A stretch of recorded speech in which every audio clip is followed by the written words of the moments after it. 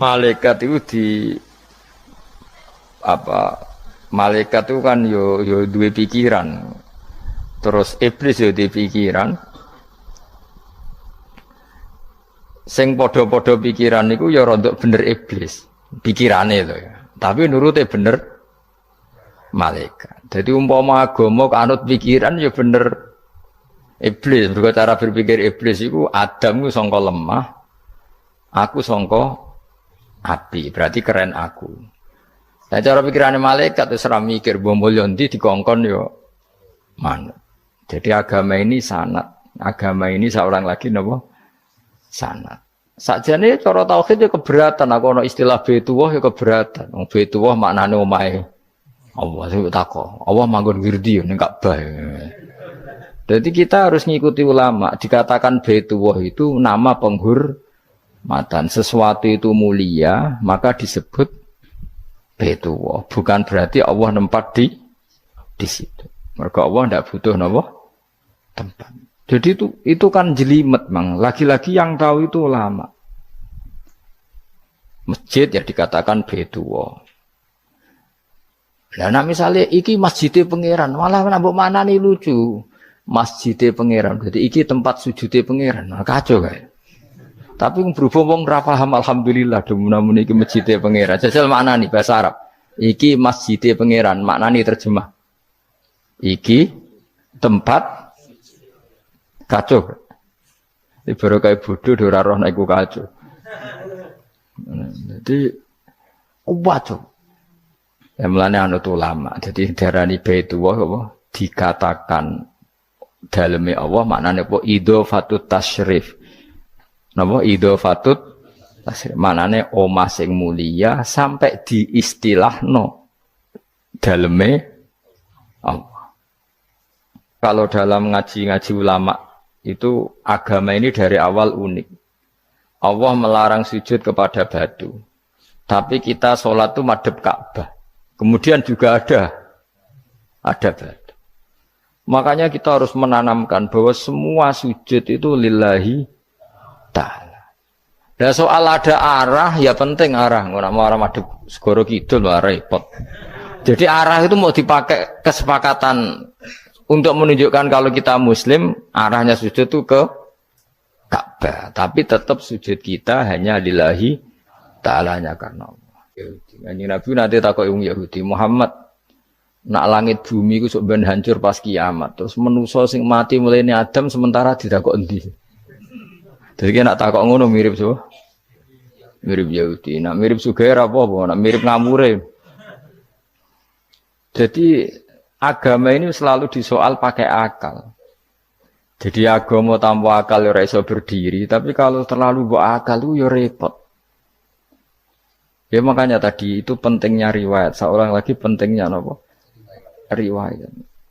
Makanya cara Imam Malik itu enggak suka sama agama di logika itu enggak suka. Karena nanti orang yang punya logika terus merasa lebih punya otoritas terhadap apa? Agama.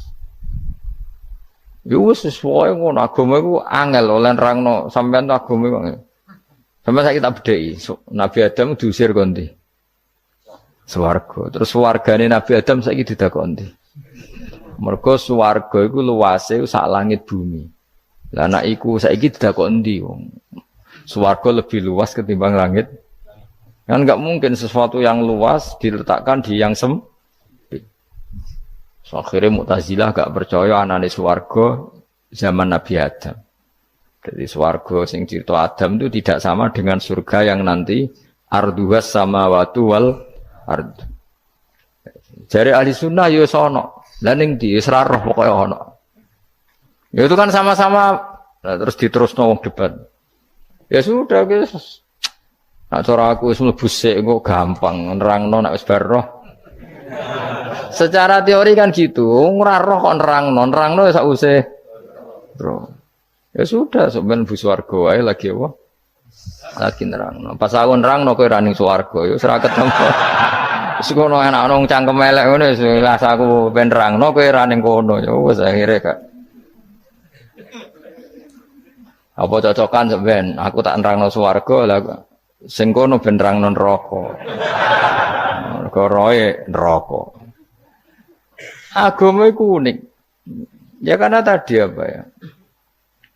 Dari awal agama ini di kaum yakilun, tapi akal yang berlebihan itu ya mengganggu agama. Ya sudah, makanya saya ulang lagi itu riwayat ya. Sebagian ini apa? Riwayat. Inna hadzal ilma dinun fangzuru amman ta'khuduna dinakum. Agama ini ilmu, kemudian kamu harus dari sanad yang benar, ya. Dari sanad yang apa? Dari sanad yang benar. Ya sudah seperti itu. Mana itu kalau setuju model kayak sholat sunat safar tidak harus madhep kiblat terus. Jadi agama ini sudah unik. Misalnya gini, sholat fardu kan wajib kiblat, tapi ada sholat yang nggak usah madhep kiblat, yaitu sunat safar. Misalnya orang di pesawat gini. Karena guling-gilingan, hakikatnya kiblat itu tidak fokus kita namun Allah Subhanahu wa Ta'ala. Jadi memang agama, tapi lagi-lagi itu butuh riwayat. Seorang lagi butuh riwayat. Kalau nggak pakai riwayat terus kok Abu Nawas kabeh. Karena tadi Amerika, seorang lagi Amerika, itu kalau dibor pas New York itu kena Ka'bah. Lah logikanya kalau arahnya pas itu kan bebas arah. Berarti orang Amerika oleh sholat bebas. Tidak bisa seperti itu, ya tetap anut konsensus ulama sana atau tradisi sana, kiblat itu ngambil arah mana. Karena dia pas. Ya bumi yang ada arah itu secara akal kan hanya rubuk 1/4. Makanya kalau kamu belajar falak itu ada rubuk. Lainnya itu sudah tidak ada arah. Misalnya bumi bulat bola, yang sama atas dikatakan sama-sama di atas. Ya kadarnya hanya 1/4. Lainnya itu sudah dikatakan samping. Makanya seperti Denmark, itu ada daerah yang siang itu sampai 3 bulan, entah berapa siklus sekian puluh tahun. Ada yang lebih lama siangnya, sampai 18 jam. Kalau di Eropa kadang puasa itu sampai 18 jam. Ada yang selalu nggak kena matahari, kayak kutub utara, kutub selatan. Nah makanya kalau misalnya sholat itu ngikuti apa? Kalau ngikuti matahari orang kutub sholatnya hanya maghrib, isya, subuh. Gak wajib poso orang tahu ono rino misalnya. Ya tidak bisa seperti itu. Jadi kalau nuruti logika kan terus berdebat terus. Tapi kalau nuruti rasa sebagai hamba. Orang kutub butuh sujud sama Allah. Orang kutub butuh loyal sama Allah dengan memperlakukan puasa. Ya sudah, akhirnya kita harus puasa. Nah, lalu kalau ukurannya matahari, mereka tidak punya matahari. Memangnya puasa itu penyebabnya wujudnya matahari, apa penyebabnya loyalitas sama Allah Subhanahu wa Ta'ala? Loyalitas. Kalau penyebabnya matahari ya, berarti kalau nggak ada matahari, nggak usah apa? Tidak usah seperti itu cara berpikir, makanya ngikuti ulama. Karena ulama yang tahu tradisinya Allah dan Rasul. Ya seorang lagi ulama yang tahu tradisinya Allah dan Rasul. Meskipun ya kadang saya enak dewe ulama. Mergo ya kadang ya mau kalau bolak-balik ngomong gak diterang nombek cangkem elek ora paham-paham. Makanya masyhur itu ada kiai di debat sama orang rodok PKI. Pak Kiai, kalau setan dari api masuk api kan biasa. Terus susahnya apa? Mau materinya dari api. Terus Kiai itu mek lemah, sawurna raine. Loro cung, nggih sakit. Jare wong kok lemah, kena lemah kok loro. Karena serak kena diterangno. Manusia materinya kan dari tanah, berarti kena dipendem urip-uripan. Piye ya? Ya loro ya. Lah ya jare kok lemah kok dipendem ning lemah kok. Karena dijelaskan pakai lisan yang baik, gak paham-paham. Sebenarnya kita ini ingin selalu baik, tapi ada orang-orang diterangkan cara baik-baik itu. Wah, kayak misalnya ono wong kondo, Gus kula nu bojo kula cerewet ngene-ngene, apike kula pegat dicereweti bojo mbek diarani duda iku lara ndi? Oh lara diarani duda isen. Kue payu rabi dicereweti, ambek ra payu rabi jomblo, sakit mana? Sakit distatuskan jomblo. Malah kena dicereweti sabar prestasi baru. Mesti wong ku diwolak-walik. Lan jarbe sekolah tak malan kula seneng mbek Imam Syafi'i. Kowe dirasani wong ning ngarepmu, diomongi, ambek dirasani seneng ndi? Seneng dirasani cara kowe. Jare Imam Syafi'i bukti ke wibawa, buktine ngomong ning ngarepmu rawani. Jadi Imam Syafi'i itu rileks urip. Ya Aba Abdillah, orang yang tadi muji-muji jenengan itu kalau di luar maki-maki jenengan. Jadi alhamdulillah. Kok bisa itu kan bukan pengkhianatan. Berarti saya wibawa, di depan saya enggak berani itu. Wong iku sowan Imam Syafi'i, ya cium tangan ya hormat. Tapi setelah di luar menghujat. Singkat cerita dilaporkan ke Imam Syafi'i. Orang yang tadi nyium tangannya jenengan itu di luar ngerasani jenengan. Jadi Imam Syafi'i, alhamdulillah berarti aku wibawa, mendengar kurawani. Ya dianggap enteng saja. Terus ada orang misoi Ja'far Shadiq. Sayyid Ja'far Shadiq itu Sayyid putune Nabi, orangnya soleh alim, gurunya Abu Hanifah. Di antaranya gurunya Abu Hanifah itu Sayyid Ja'far Shadiq. Itu kalau dihujat orang diomongin ini, dimaki-maki, sampai ke rumah. Pas mau masuk rumah, kamu masih ingin maki-maki saya? Iya, tak tunggu sampai selesai. Setelah selesai, sudah, sampun, sudah. Masih emosi orang, sudah. Kamu misoi saya berdasar apa yang kamu ketahui. Yang tidak kamu ketahui lebih banyak, maka saya tunggu. Izin. Izin sampai terus ketika ditanya, kenapa engkau sabar ketika jenengan saya pisui? Orang ini akhirnya tobat, mencium tangannya, mencium lututnya. Jawab saya Ja'far Shadiq ini. Aturahu tu'sokurhan, aturahu yu'sokurhan. Kowe ora ngrafaham kalimat itu, tapi tak terangkan ben dadi wali. Kowe roh pangeran. Ya tahu. Sing durakani pangeran tuh banyak enggak? Yang maksiati pangeran tuh banyak enggak? Banyak. Lah iya pangeran sing di langit bumi wae dimaksiati, apa meneh terima aku. Akhirnya terus jadi orang-orang soleh itu cara berpikir itu di luar kapasitas kamu. Apa ya? Mereka itu hanya Allah, taunya itu hanya Allah. Aku kan enggak egois, harga diri. Mana ada agama berdasar harga diri itu kalau dalam bahasa Arab disebut hamiyat al-jahiliyah itu gengsi nopo jahili.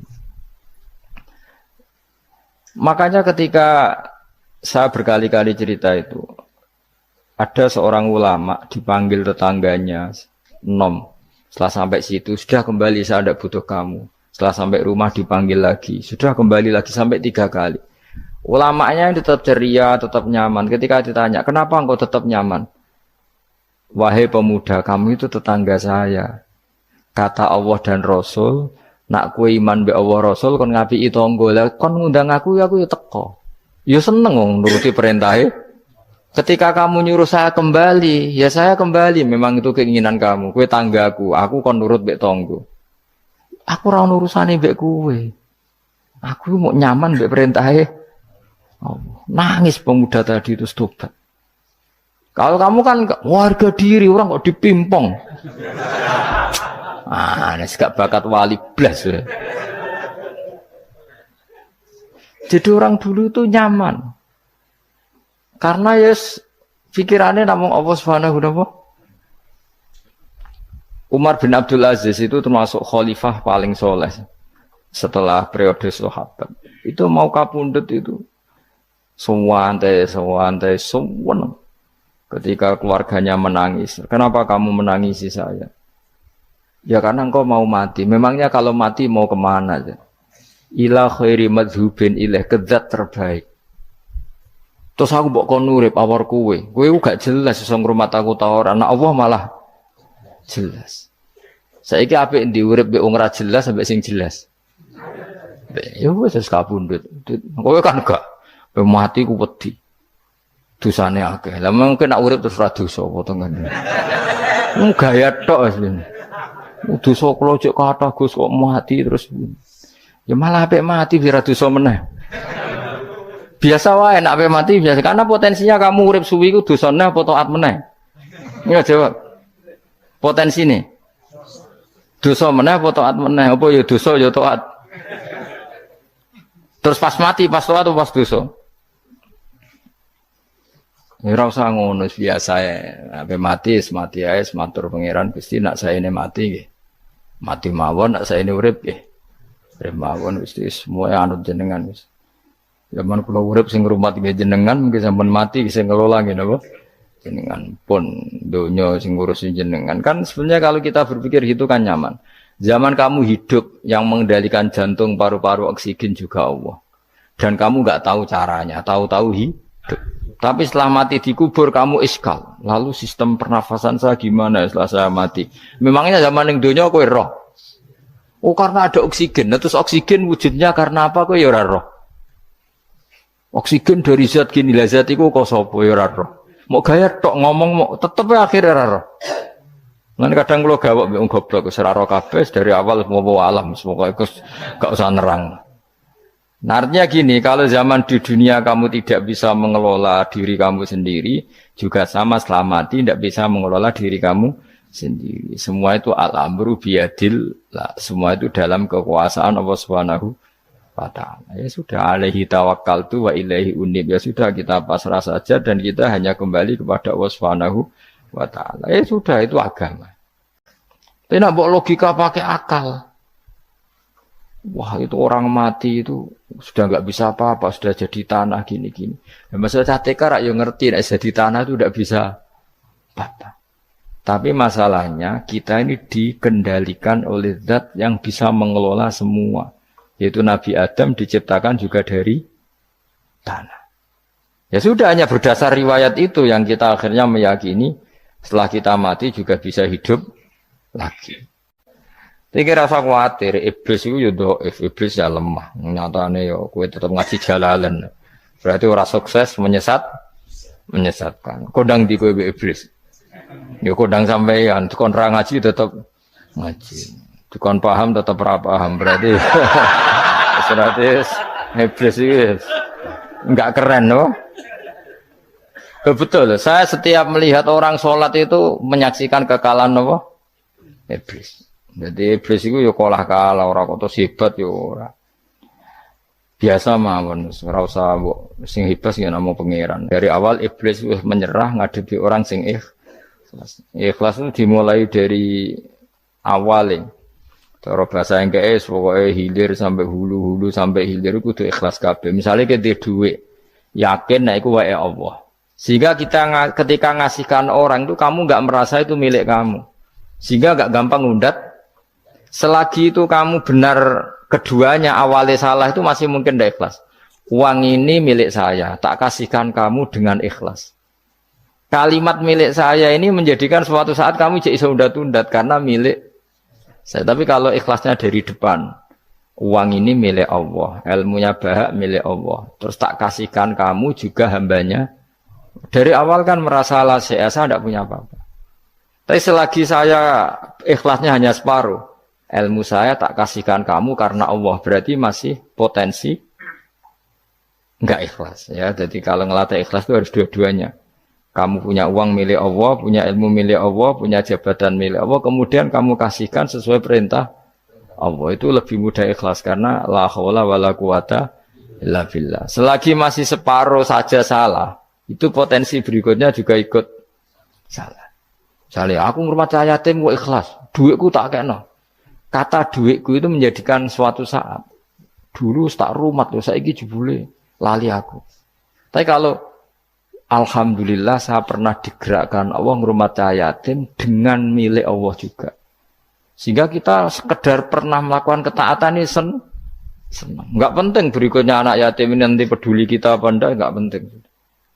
Yaitu ikhlas ya. Ikhlas itu sesuatu yang semuanya lillahi ta'ala ya, dan inna sholati wa nusuki wa mahyaya wa mamati lillahi rabbil alamin. Itu masyhur itu khilafnya ulama. Apakah malaikat itu termasuk umatnya Kanjeng Nabi Muhammad sallallahu alaihi wasallam? Ada ulama yang mengatakan cara pandang Nabi diutus itu untuk mensolehkan yang tidak soleh atau mensolehkan yang potensi tidak soleh. Kan orang itu ada dua, ada yang memang tidak soleh disolehkan. Ada yang potensi tidak soleh. Sebetulnya sudah soleh, tapi potensi juga tidak soleh. Terus disolehkan. Nah, malaikat ini kan tidak berpotensi maksiat, sehingga agak butuh nabi. Seorang lagi, malaikat itu kan nggak mungkin nggak soleh, selalu soleh. Berarti nggak butuh nabi. Itu cara pikiran Imam Suyuti. Sehingga dia mengatakan Quran itu memperingatkan semuanya kecuali malaikat. Karena malaikat tanpa diperingatkan sudah soleh. Tapi kata ulama yang lain tidak seperti itu. Malaikat tetap senang sebagai umatnya Rasulullah Shallallahu Alaihi Wasallam karena butuh status tasyrif. Tasyrif itu keren. Nanti ditakoki kowe melok kelompok isopo, melok kelompok Kanjeng Nabi Muhammad Shallallahu Alaihi Wasallam. Sehingga kalau nanti ditanya Allah, mimman anta misalnya, min ummati habibika Muhammad, itu keren. Kayak termasuk umatnya kekasihmu Nabi Muhammad Shallallahu Alaihi Wasallam. Lalu kamu ngikuti apa? Yo min ahsani kitabik, macam ngikuti kitab terbaikmu ya Allah. Sehingga mereka ikut umatnya Nabi bukan karena disolehkan, tapi karena tasrif, satu kehormatan. Itu yang diikuti ulama. Tradisi kita ahli sunnah ngikuti yang pendapat itu. Ngikuti bahwa malaikat pun suka dikategorikan umatnya Kanjeng Nabi Muhammad Sallallahu Alaihi Wasallam karena nambahi tasrif. Nambahi apa? Tasrif. Masyhur itu Imam Suyuti dalam hal ini kita ngikuti ulama mayoritas, bukan ngikuti yang ini. Masyhur kan Jibril ditanya, kan itu ketika Jibril ketemu Nabi Muhammad ditanya, untungnya apa kamu jadi safir? Safir itu kira-kira terjemahan bebasnya panitia saya. Jibril itu kan ya jauh dari langit turun bumi, dari langit itu kan jauh. Terus kamu untungnya apa? Karena Jibril itu tahu betul peristiwa yang pernah dilakukan Allah. Yaitu kayak apa malaikat yang di langit bisa diusir karena kesalahan tertentu. Malaikat yang sok suci kayak siapa itu Harut Marut juga dihinakan seperti itu.